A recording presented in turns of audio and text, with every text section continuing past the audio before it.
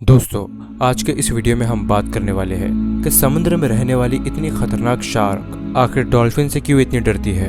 आपको जानकर हैरानी होगी कि जब डॉल्फिन और शार्क में मुठभेड़ भी हो जाती है तो शार्क वहां से दुम दबाकर भाग जाती है। शार्क डॉल्फिन से बहुत डरती है, स्पेशली ग्रैम्पस डॉल्फिन से। रिसर्चर ने उनकी हरकतों पर कई सालों तक रिसर्च की और तब जाकर इस बात का पता चला है। लेकिन ये सोचने की बात है कि इतनी खतरनाक फियरलेस शार्क आखिर इतनी क्यूट डॉल्फिन से क्यों डरती है। सबसे पहले हम डॉल्फिन्स के बारे में बात करते हैं, जो कि मैमल्स है और समुद्र में रहने वाली सबसे क्लेवर जीव में इनका शुमार होता है। और समुद्र में रहने वाले सभी जीव में सबसे इंटेलिजेंट जीव होती है डॉल्फिन। इसलिए वो बखूबी जानती है कि उसे खुद की हिफाजत कैसे करनी है और खुद को बचाने के लिए उसने कई सारे रास्ते ढूंढ निकाले हैं। जैसे ही डॉल्फिन को लगता है कि कोई शार्क उस पर अटैक करने वाली है तो वो इमीडिएटली एक्शन लेती है और अपने नोकीले जबड़े से शार्क पर हमला कर देती है। अगर आप डॉल्फिन की बॉडी को जरा गौर से देखोगे तो आपको पता चल जाएगा कि वो किस तरह से हमला कर सकती है। डॉल्फिन का अपर फिन काफी फ्लेक्सिबल होता है। डॉल्फिन की स्मूथ स्किन और उसका फ्लेक्सिबल शरीर उसे फास्ट मूवमेंट करने में काफी हेल्प करता है। वहीं दूसरी तरफ अगर शार्क की टेल को देखा जाए तो वो वर्टिकल होती है और पूरी तरह से फ्लैट होती है, जिस वजह से शार्क की अप और डाउन मोबिलिटी जरा कम होती है। वहीं दूसरी तरफ शार्क की टेल हॉरिजॉन्टल होती है, जो उसे हर तरह की मूवमेंट करने के लिए अलाउ करती है और इसीलिए डॉल्फिन अपनी डायरेक्शन को इमीडिएटली चेंज कर सकती है। अब जरा डॉल्फिन के हेड की तरफ नजर डालिए, जो कि काफी ज्यादा थिक होता है और बहुत ही मजबूत भी। और इसीलिए डॉल्फिन बड़ी ही आसानी से शार्क के स्टमक में एक तीर की तरह घुस सकती है, क्योंकि शार्क का स्टमक पूरी तरह से सॉफ्ट होता है। और इसी चीज का फायदा उठाते हुए डॉल्फिन उसे बहुत ही बुरी तरह से घायल भी कर देती है। डॉल्फिन अच्छे से जानती है कि उसे खुद की हिफाजत कैसे करनी है।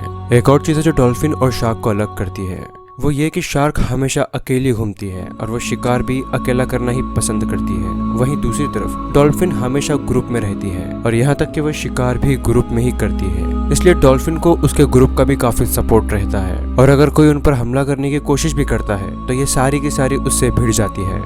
डॉल्फिन का ये ग्रुप आपस में एक दूसरे की हेल्प करता है। सिर्फ इतना ही नहीं, अगर आप इंटरनेट पर सर्च करोगे तो आपको कई ऐसे केसेस भी मिल जाएंगे जिसमें डॉल्फिन ने किसी इंसान की जान बचाई हो शार्क से। डॉल्फिन का सबसे बड़ा एडवांटेज ये होता है कि वो इंटेलिजेंट होती है।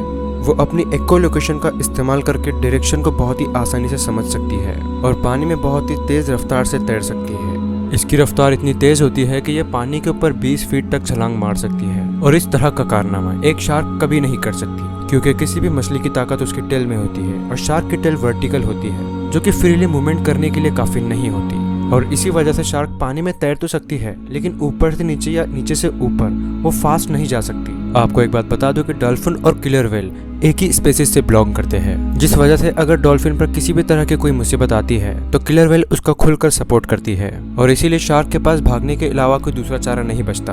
आप में से बहुत सारे लोगों को पता होगा कि डॉल्फिन की देखने की सलाहियत काफी कमजोर होती है और वह आसपास की चीजों को देखने के लिए मैग्नेटिक वेव्स का इस्तेमाल करती है।